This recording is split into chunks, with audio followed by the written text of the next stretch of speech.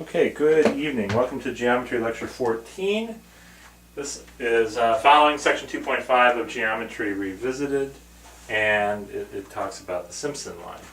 This is a very short chapter, and it's actually a fascinating chapter, and it goes back to something we talked about from section 1.9, pedal triangles. So ignore the circle I've drawn for a second. A pedal point, you'll recall, is any point you select, and then you draw perpendiculars to the three sides. And we put on a restriction in section 1.9 that P, that point, didn't lie on the circumcircle. And today we're going to see why. So I'm going to show you the proof of if P is on the circumcircle, if P is on the circumcircle, then the points A1, B1, C1 lie on the same line. Okay? So if you end up on the circumcircle and you drop perpendiculars to the three sides, those 3 points lie on a line. The proof is actually not that difficult, except it uses some really interesting concepts of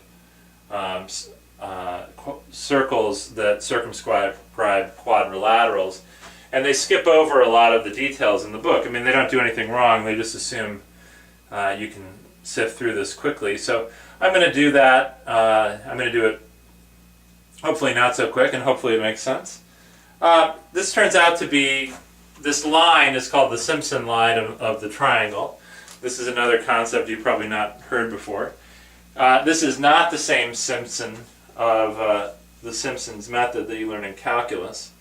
However, this particular Simpson turned out that he grew up in the town within walking distance of where my father grew up in Scotland. Thought, as I was doing a little research for this section, I thought that was a pretty amazing fact.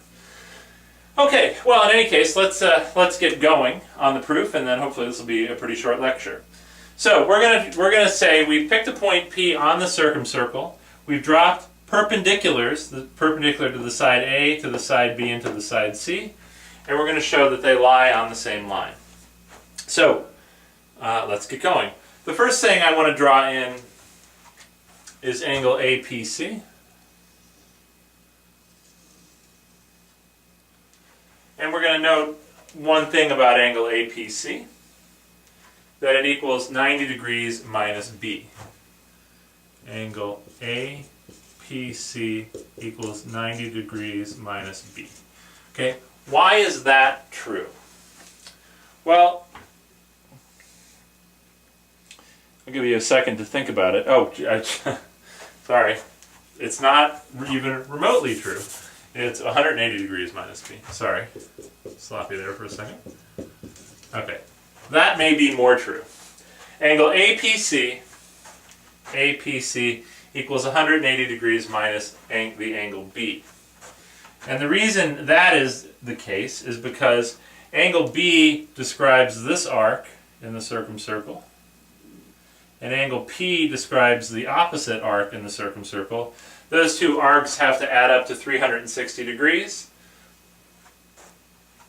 And you'll remember from your intro geometry class that those arcs have an angular measure of twice this angle. So this arc is 2b.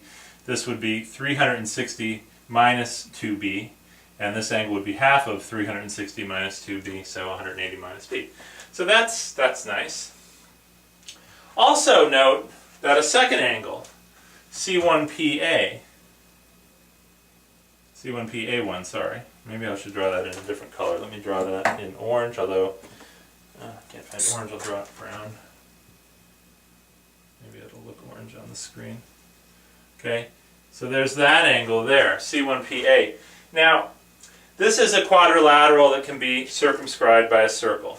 So the quadrilateral C1PA1B can be circumscribed by a circle. And the reason is there's a 90 degree angle here and a 90 degree angle here. So if we draw, I don't mean that line to be on the perpendicular, so let me make it not on the perpendicular by bending it. P to B is a diameter of is a hypotenuse of a right triangle. That right triangle has a circumcircle that hits A1 because that's a right angle. That circumcircle also hits C1 because that's a right angle. So anytime you have a quadrilateral with opposite right angles, you can draw a circle around the 4 points. But what that says is the angles have to add up to 360 in this quadrilateral. Well, this angle is 90, this angle is 90. That means angle B and angle P have to add up to 180. So angle C1PA1 is the same as 180 degrees minus B. Well, that's very nice. Now, one thing we can say about both of these angles, angle APC and angle C1PA1, is they both have APA1 in the middle of them. In the picture that looks like a right angle, but in general it's not going to be a right angle, but it looks like it. But we can just take this angle out of both of those angles, and what that tells us is this angle here and this angle here must be the same. In other words, these, and let me just say that one more time. The reason is C1PA1, the brown angle, and the red angle are the same. And they both contain this angle APA1 that looks like 90 degrees. So I just subtract that, and I'm left with this angle and that angle. So those two angles have to be the same. So those two triangles, PC1A and PA1C, are similar triangles. All right, now that's nice. Now we're going to look at a second quadrilateral. And that quadrilateral is A1CPB1. It's this quadrilateral right here. Maybe I'll draw it in blue. A1CPB1. Come down here to A. This also is a quadrilateral that can have a circle drawn around it. And here's the reason for this one. I have the right triangle A1CP and I have the right triangle PB1C. They both have the same hypotenuse PC.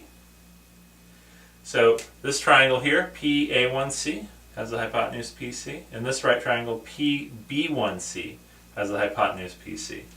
That means both of these triangles have the same circumcircle, so these can be surrounded, those can be drawn by a circle.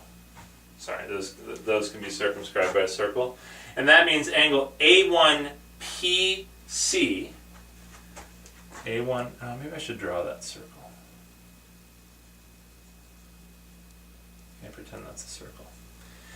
Now, because those points lie inside of a circle, that means A1PC, this angle here that we already said is equal to this angle up here, and A1B1C, this angle here, are the same. And the reason is they describe the same arc of the circle.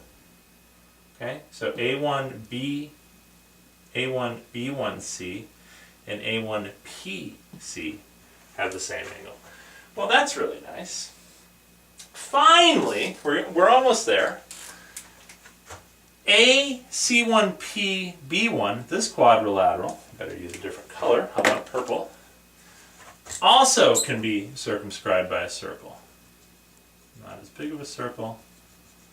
And the reason here is that I've got opposite right angles, B1 and C1 in this quadrilateral, in the quadrilateral AB1PC1.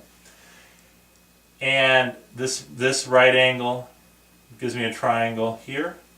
The AP is the diameter. And this one, APB, gives me a right angle with that as the diameter. So again, I've got another circle. Well, what does that one? What does that mean? It means this angle CPA that we've already said is equal to something. Sorry, not CPA, C1PA. What I wrote, not what I said. C1PA is equal to the angle C1B1A. If I draw this down here. Okay? And the reason is the same as before. C1B1A describes the same arc in the circle as this one. So I've now found 4 angles that are the same. I've found this angle, this angle, this angle, and that angle are the same. But what does this mean? It means the angle formed from this line, from A to C, going up to C1, has the same angle as the line going down to A1. And it means those 2 angles are the same. And that means this is a straight line. And that's the proof. Now, this probably isn't the most easy proof to follow. As always, I think this is a wonderful book. You should buy this book, and you'll be able to walk through the proof. You'll be able to learn a little bit about the history of Mr. Simpson. And also, there's a couple of really great problems in this section, in section 2.5. In particular, problem number 4 is a great problem where you get to play around with some more of these quadrilaterals that can have circles circumscribed around them.